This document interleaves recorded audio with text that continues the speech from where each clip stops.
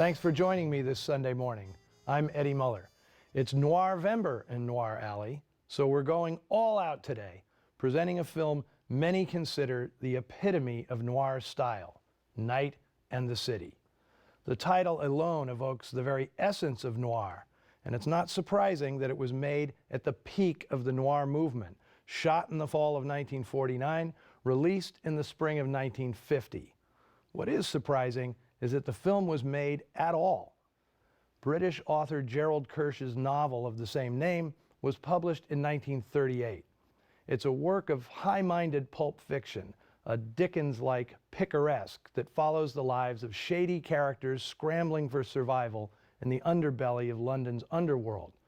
The book was a hit on its home turf, a crime-infested precursor to the slice-of-life kitchen sink dramas that would emerge in England after the war. Hollywood super agent Charles Feldman bought the rights to the book in 1946, thinking it'd be a perfect project for director Jacques Tourneur. But 7 different screenwriters couldn't wrangle the narrative, which featured a slew of lowlifes swirling around a particularly repugnant protagonist, Harry Fabian, a small-time operator with big-time delusions. In the novel, Harry is a ponce who pimps out his own girlfriend, not a character easily translatable to movie screens. In fact, Charlie Feldman gave up.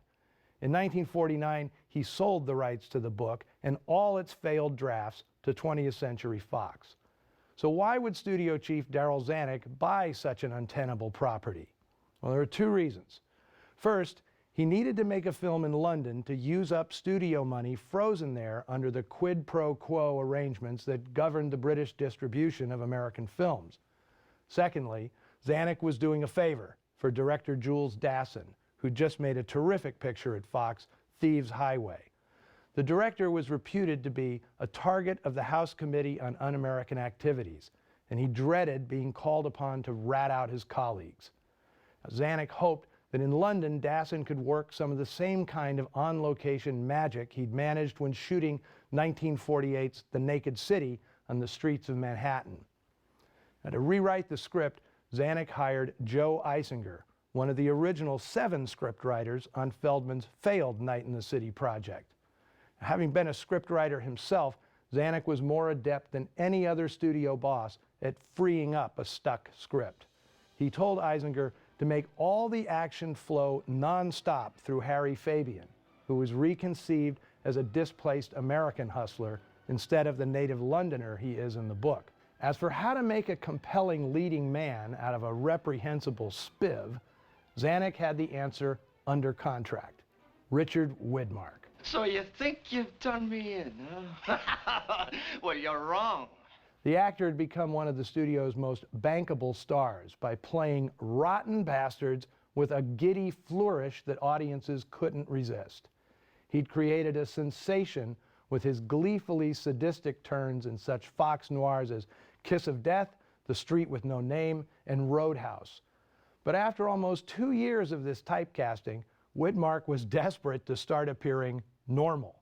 One story has it that in exchange for playing Harry Fabian, Widmark was promised a heroic leading role in Fox's upcoming thriller, Panic in the Streets.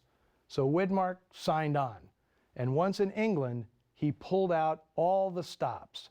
Harry Fabian wasn't the last loser Widmark would play, but he is certainly the most legendary. This is a performance of such epic desperation, at times it's actually painful to watch.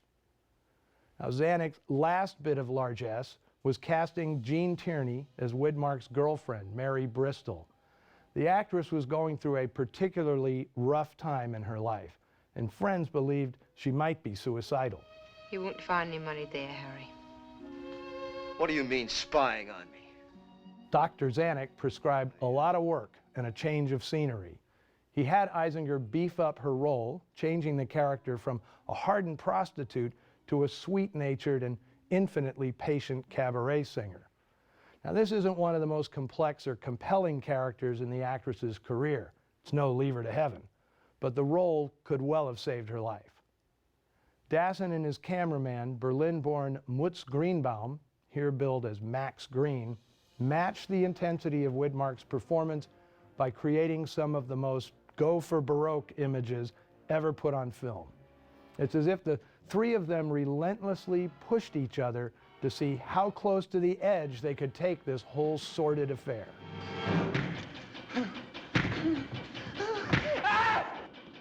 Featuring an incredible and incredibly grotesque supporting cast, Noir Alley is thrilled to present one of the genuine masterpieces of film noir from 1950, Night and the City.